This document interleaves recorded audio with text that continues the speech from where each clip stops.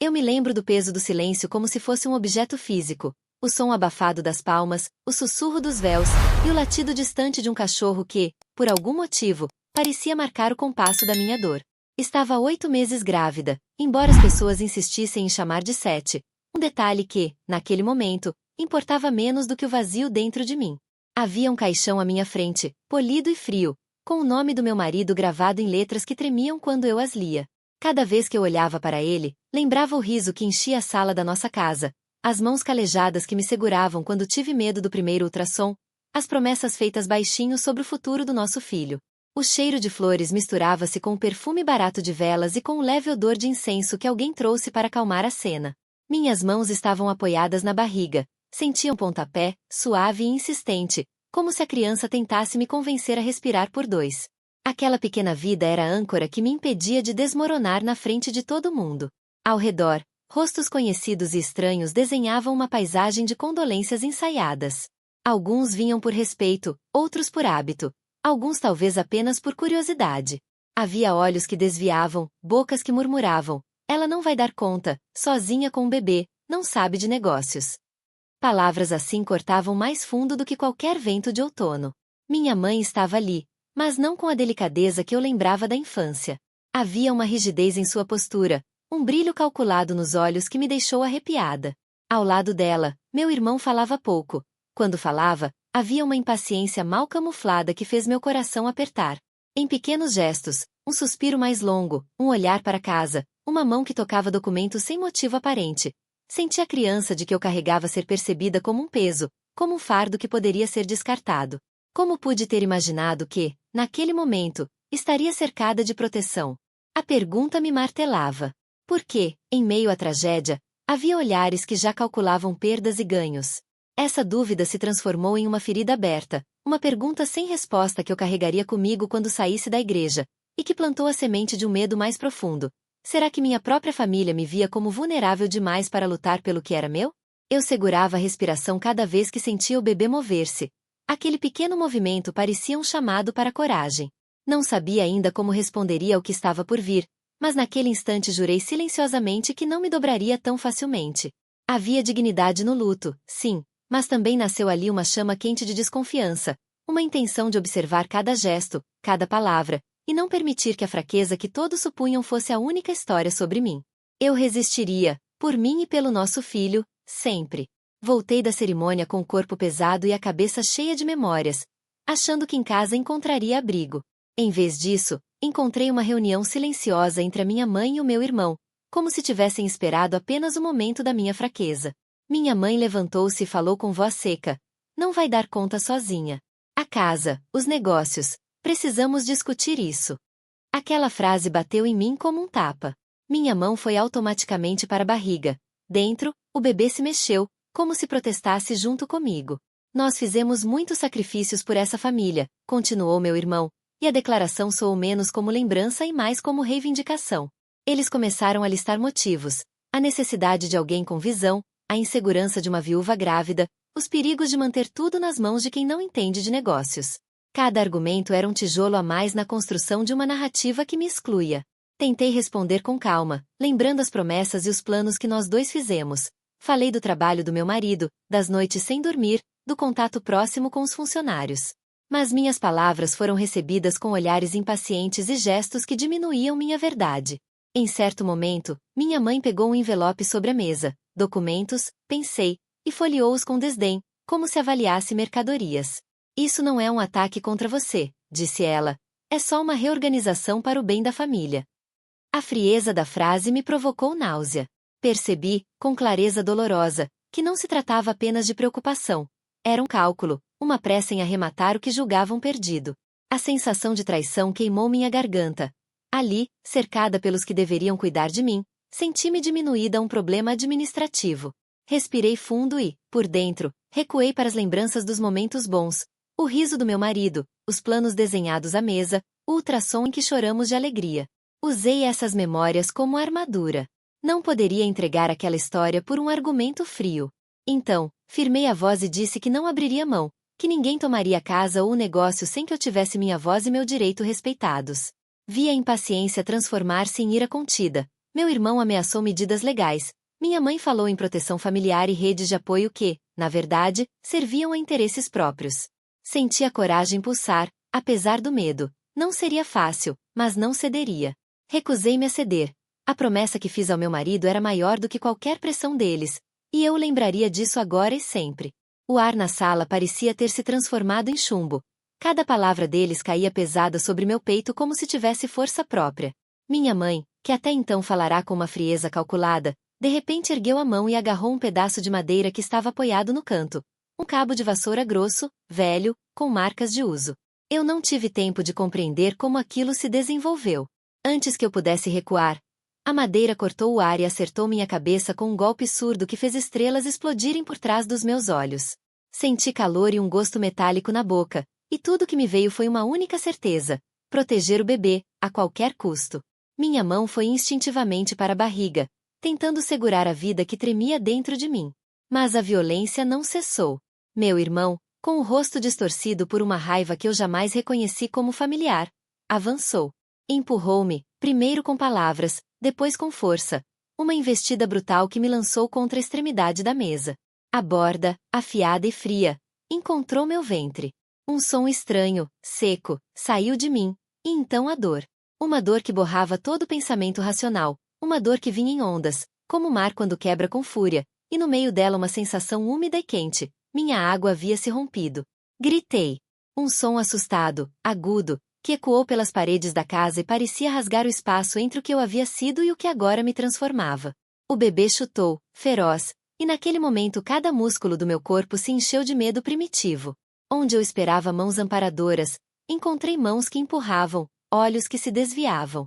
Minha mãe recuou alguns passos, a respiração pesada, e observei, com incredulidade vertiginosa, enquanto meu irmão hesitava apenas o tempo suficiente para decidir se ia ajudar ou continuar a violência. A sala ficou em completo caos, vasos tilintando, papéis espalhados, a chuva fina batendo na janela como se quisesse lavar o que acontecerá e não conseguisse. Tentei me apoiar na cadeira, mas as pernas tremiam como se não fossem minhas. O sangue quente que eu não sabia de onde vinha escorreu pela têmpora, e tudo ao redor foi um borrão, rostos, móveis, a foto do meu marido na estante, sorrindo como se nada tivesse acontecido. Chama uma ambulância, ouvi alguém dizer, mas a voz pareceu distante, como se viesse debaixo de água. Olhei para minha mãe, esperando pela reação instintiva de qualquer mãe que vê seu filho ferido. Pânico, pressa, arrependimento. Em vez disso, ela fitou meu rosto com olhos frios, calculando alguma coisa que eu não compreendia. Tentei me levantar, chamar pelo meu marido com a boca, um gesto sem sentido diante do caixão que havia visto horas antes, e o choro do bebê parecia atravessar minha pele. A dor era tão intensa que o pensamento só conseguia manter uma linha: sobreviver. Segurei o último fio de lucidez e lembrei do primeiro ultrassom, do som do coraçãozinho quando descobrimos que viria uma vida nossa. Usei essa imagem como um estandarte para não desabar. E então, quando a casa parecia pronta para explodir de horror, quando eu esperava qualquer atitude de socorro, minha mãe fez algo que queimou minha alma de uma forma que nenhuma batida de madeira poderia ter feito. Mas o que minha mãe fez em seguida foi ainda mais cruel. Ela segurou o cabo de madeira com as mãos trêmulas, mas não de arrependimento, de decisão. Quando a dor me cortou o fôlego, esperei o único gesto possível: que ela se abaixasse, que chamasse alguém, que o medo materno a arrastasse a agir. Em vez disso, ouvi suas palavras, frias como gelo: deixe-a sentir o que é perder tudo. Que aprenda. Foi como se alguém tivesse arrancado o chão sob os meus pés. O som da minha respiração rápida e do choro contido se misturou ao ruído da chuva na janela. Nada disso a comoveu. Meu irmão, que ainda permanecia na sala, deu um passo atrás. O medo de ter testemunhas pesou mais do que qualquer instinto de compaixão. Não podemos nos envolver em escândalos agora, murmurou ele, enquanto pegava a jaqueta e procurava uma desculpa para sair. Em segundos, as portas se fecharam sobre mim com o som seco de uma parada definitiva. Sozinha, com o gosto metálico na boca e a criança que se agitava como se suplicasse ajuda, tentei arrastar-me até o telefone. Cada movimento incendia uma nova onda de dor, e a casa, que até então parecerá um lar, transformou-se em prisão. A visão do meu marido emoldurada na estante parecia zombar de mim, como se eu tivesse sido deixada para encenar uma cena que ele jamais imaginara. Batendo com a mão na mesa para ganhar força, ouvi passos apressados do lado de fora. Uma figura que corria pelo corredor, chamando meu nome. Uma vizinha, a Dona Rosa, sempre atenta a vozes e suspiros na rua, parecia ter percebido pelo barulho no portão que algo estava errado. Ela empurrou a porta, viu a cena e não hesitou. Sem perguntar, ajoelhou-se, apoiou minhas costas, sentiu o bebê se mover contra sua palma e chamou a ambulância com uma voz que misturava raiva e cuidado. Ela não pode ficar assim, repetia, firme. Enquanto esperávamos, a presença daquela mulher simples fez florescer em mim um pedaço de esperança que eu pensara ter perdido. Alguém que não tinha interesses na herança, que não fazia cálculos frios sobre propriedade e controle, finalmente estava segurando minha mão com humanidade. As sirenes não demoraram. Os paramédicos assobiaram profissionalismo e urgência. Uma técnica enrolou uma manta ao redor de mim, outra avaliou rápido o estado do bebê. Eu sentia cada gesto como um fio que me puxava de volta da beira do desespero. Antes de entrarmos na ambulância, olhei para casa, para a janela onde minha mãe permanecia, imóvel como uma estátua, e senti uma mistura tão complexa de dor e determinação que mal consegui nomeá-la. Enquanto a virola da porta se fechava atrás de nós, a única coisa clara era que, embora minha família tivesse me abandonado, havia gente comum disposta a lutar pela minha vida e pela do meu filho. E isso me deu forças para enfrentar o que viesse no hospital. As luzes brancas do hospital cortavam meus olhos como lâminas. A maca corria pelos corredores, empurrada por mãos firmes que mal pareciam humanas de tão rápidas. Sons metálicos, vozes sobrepostas, ordens secas, pressão caindo. Rápido, sala de emergência. Tudo se misturava ao turbilhão dentro de mim.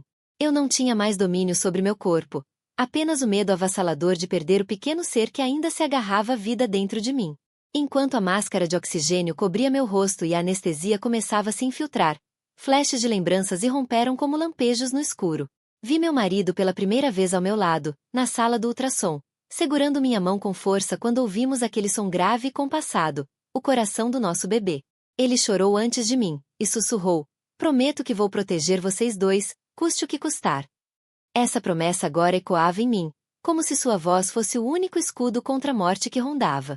As lembranças se entrelaçavam com a realidade. Sentia o calor da mão dele em contraste com o frio metálico das mesas de cirurgia. Lembrei-me do sorriso que ele me lançou quando pintávamos o quartinho, brincando que o bebê já era mais exigente que nós dois juntos. No fundo da memória, havia um amor tão sólido que parecia impossível que o destino ousasse arrancar nosso filho de mim. Mas a realidade não esperava poesia. As máquinas apitavam em intervalos irregulares, cada som uma sentença que poderia ser a última. Ouvi o médico dizer em voz grave, precisamos agir agora, ou perderemos os dois. A frase atravessou minha mente como faca. Meu corpo tremeu, mas algo dentro de mim gritou para não desistir. O coração do bebê batia mais fraco, e eu rezava em silêncio, suplicando que ele se agarrasse a mim tanto quanto eu a ele. Então, o mundo se dissolveu. Um breu profundo, como se eu tivesse me afogado em silêncio. E no meio dessa escuridão, a lembrança do meu marido voltou mais nítida do que nunca, sua mão em minha barriga, seu olhar sério quando disse, mesmo que eu não esteja aqui um dia, você tem que ser forte por nós. Essas palavras se transformaram em corrente elétrica que me puxava de volta, me forçando a lutar. Quando despertei, estava cercada por rostos cansados, mas aliviados. A enfermeira sorriu de leve. Vocês dois estão vivos. As lágrimas correram sem que eu pudesse contê-las. Pedi para ver meu filho e, mesmo frágil, trouxeram-no até mim, envolto em mantas, respirando com esforço, mas respirando. Toquei sua pele minúscula e senti que todo o sofrimento, toda a crueldade que sofri, não tinha sido em vão. O médico, porém, foi claro. Ele sobreviveu, mas há riscos. Precisaremos acompanhar de perto. Qualquer descuido pode ser grave. Não havia garantias. Apenas uma batalha contínua pela vida. Ainda assim, ao sentir o bebê se remexer levemente contra meu peito, percebi que a promessa feita pelo meu marido não havia sido quebrada. De alguma forma, ele havia nos protegido, e agora cabia a mim continuar essa missão, custasse o que custasse. Deitada no leito do hospital, com o corpo ainda dolorido e o som ritmado das máquinas me lembrando a cada segundo da fragilidade da vida, minha mente começou a costurar perguntas. Como uma mãe pode virar as costas para a própria filha naquele estado?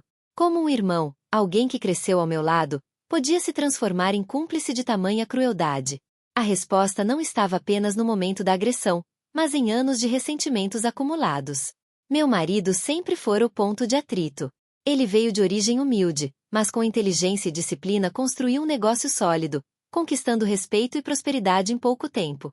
Eu me tornei sua parceira, não apenas de vida, mas também de projetos, e isso parecia ser uma afronta constante para minha família. Recordo das vezes em que minha mãe lançava olhares de desprezo quando ele contava suas vitórias, como se o sucesso dele fosse um insulto pessoal. Para ela, qualquer conquista que não viesse do sangue da família não tinha valor. Meu irmão, por sua vez, sempre se via como herdeiro natural de tudo. Mas ao contrário do meu marido, nunca se esforçou de verdade. Tropeçava de trabalho em trabalho, gastava mais do que ganhava, e ainda assim se achava injustiçado.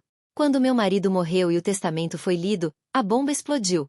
Ele deixará tudo para mim e para nosso filho. Nenhuma parte para minha mãe, nenhuma concessão para meu irmão. Eles não se conformaram. Aquela herança, para eles, era um direito adquirido, uma compensação pelo sangue compartilhado, pelo sobrenome que acreditavam carregar como coroa. Agora, no silêncio frio do quarto, percebi que não se tratava apenas de ganância pelo patrimônio. Era inveja. O sucesso do meu marido representava tudo que eles nunca foram capazes de alcançar. Minha posição ao lado dele simbolizava a vitória que eles jamais tiveram coragem de conquistar. A dor que me infligiram não foi apenas física, foi a manifestação de anos de rancor, de um orgulho ferido que jamais cicatrizou. Compreender isso não diminuía a crueldade do que haviam feito, mas me dava clareza. A luta que viria pela frente não seria apenas por justiça legal. Seria por libertar-me do peso de uma família que preferiu destruir em vez de apoiar. E, olhando para meu filho adormecido no berço transparente ao meu lado, eu soube que não poderia permitir que essa sombra de inveja o alcançasse. A batalha estava só começando. Os dias seguintes no hospital foram um misto de dor e renascimento. Enquanto meu corpo cicatrizava e meu bebê lutava bravamente para ganhar forças, algo dentro de mim começava a se reerguer. A sensação de impotência que me esmagara na noite da agressão deu lugar a uma determinação fria, quase cortante. Eu não podia permitir que a crueldade da minha mãe e a cobiça do meu irmão definissem o futuro do meu filho. Se antes eu me sentia sozinha, agora percebia que não estava isolada. Havia pessoas prontas para me apoiar, e eu precisava reunir cada uma delas. O primeiro passo foi conversar com o advogado que havia sido de confiança do meu marido. Ele me visitou ainda no hospital, trazendo consigo uma pasta repleta de documentos. Seu olhar sério refletia não apenas profissionalismo, mas também lealdade à memória do homem que havia representado. Seu marido previu muitos cenários, mas nunca este, disse em tom grave. Ainda assim, ele deixou instruções claras para proteger você e a criança. Se sua família tentar qualquer manobra, nós estaremos prontos. Suas palavras foram como um bálsamo. Pela primeira vez desde a tragédia, senti que havia um plano, que eu não precisava enfrentar o inimigo de mãos vazias. Logo em seguida, surgiram outros aliados. 2 antigos funcionários da empresa de meu marido, homens que o admiravam profundamente, apareceram para prestar apoio. Trouxeram não apenas palavras, mas provas, registros de tentativas recentes de meu irmão em se infiltrar no negócio, documentos adulterados e conversas suspeitas. A cada folha entregue, a rede de mentiras e fraude se revelava mais clara. Eles juraram que fariam o que fosse necessário para impedir que o legado do patrão fosse destruído. Mas não foram apenas os vínculos profissionais que me deram forças. Uma das maiores surpresas veio dos vizinhos. Aquela senhora que correu em meu socorro na noite do ataque agora organizava uma corrente de apoio. Trouxe refeições, ajudou a cuidar de pequenos detalhes da casa e, mais importante, encorajou outros a testemunharem sobre o que haviam visto e ouvido. Pequenas vozes que, juntas, poderiam se transformar em uma muralha contra a mentira. Cada relato, cada documento, cada gesto de solidariedade era como um tijolo na fortaleza que eu erguia para proteger meu filho. Comecei a registrar tudo, as ameaças veladas, os ataques explícitos, até os olhares carregados de rancor quando minha mãe ousava aparecer. O advogado me orientou a manter um diário detalhado, um arsenal de provas que um dia falaria mais alto do que qualquer acusação falsa que eles inventassem. Mesmo frágil fisicamente, descobri uma força que nunca soube possuir. Era como se a dor tivesse se transformado em combustível. Em vez de me paralisar, impulsionava-me a agir. Cada noite sem dormir, cada lágrima derramada, tudo se converteu em uma promessa silenciosa. Eu não descansaria até garantir que meu filho herdasse não apenas os bens do pai, mas também sua dignidade. O clima ao meu redor mudou. Já não era mais apenas a vítima ferida, mas alguém que começava a se erguer, reunindo armas invisíveis. A verdade, a justiça, o apoio sincero de quem acreditava em mim. Ainda havia medo, claro. Eu sabia que minha mãe e meu irmão não desistiriam facilmente. Mas pela primeira vez, o medo não me paralisava. Pelo contrário, me preparava. Eu podia sentir que o confronto era inevitável. Um julgamento moral e legal se aproximava. E eu não estava mais sozinha nem vulnerável. O tempo da submissão havia acabado. O que se desenhava no horizonte não era apenas uma disputa por herança ou bens materiais, mas uma batalha pela verdade, e eu estava pronta para lutar até o fim. O dia do julgamento chegou envolto em uma tensão quase palpável. O tribunal estava cheio, advogados, curiosos, vizinhos que haviam decidido acompanhar a história, e até antigos funcionários da empresa do meu marido. Eu caminhava até minha cadeira com as pernas trêmulas, mas o coração firme. Não estava mais sozinha. Ao meu lado estava o meu advogado, os vizinhos que me salvaram, e aqueles que haviam decidido testemunhar a favor da verdade. No fundo da sala, vi minha mãe e meu irmão. Eles evitavam meu olhar, mas a arrogância com que se sentaram, como se ainda acreditassem ter o direito de tudo, me encheu de indignação. O advogado iniciou sua fala com firmeza, apresentando provas que desmontavam as tentativas de fraude, documentos adulterados, assinaturas falsificadas, movimentações suspeitas nas contas da empresa. Cada detalhe revelava o quanto meu irmão havia se empenhado em se apossar do que não lhe pertencia. Depois, vieram os testemunhos. A senhora que correu em meu socorro naquela noite fatídica descreveu, com a voz embargada, a cena de violência que presenciou. Outros vizinhos confirmaram as ameaças, os gritos, o desespero que ecoara pelas paredes. Funcionários leais relataram como meu irmão tentará manipular negócios nos bastidores, em total desrespeito ao legado deixado pelo meu marido. Quando chegou a vez da defesa, o tom foi outro. Minha mãe tentou se justificar com lágrimas, dizendo que apenas queria o melhor para a família. Meu irmão, por sua vez, alegou ter sido excluído injustamente, retratando-se como vítima. Mas as provas eram esmagadoras, e o teatro de ambos caiu por terra diante da solidez dos fatos. A cada mentira desmentida, eu sentia uma corrente de alívio percorrer meu corpo. Era como se, finalmente, a verdade que eu carregava dentro de mim tivesse encontrado voz. O juiz foi claro em sua decisão. Não apenas reconheceu a validade do testamento e meus direitos sobre a casa e a empresa, como também encaminhou o caso de agressão e fraude para investigação criminal. As palavras soaram como marteladas libertadoras. Minha mãe e meu irmão estavam, naquele instante, despojados de qualquer pretensão. O que antes parecia um pesadelo interminável começava a se dissolver diante da justiça. Saí do tribunal com meu bebê nos braços, sentindo o vento frio no rosto como um sinal de recomeço. Não havia vitória sem cicatrizes. A dor da traição, a lembrança das agressões e do abandono ainda pesavam em mim. Mas havia também algo maior, algo que não podia ser destruído. A certeza de que havia lutado, e vencido, não apenas por mim, mas pelo futuro do meu filho. Nos dias que se seguiram, reorganizei a empresa com a ajuda daqueles que sempre estiveram ao nosso lado. A casa, anti-cenário de medo e violência, começou a ganhar novos significados. Cada quarto passou a ser preenchido não com sombras, mas com a promessa de um lar seguro para meu filho crescer.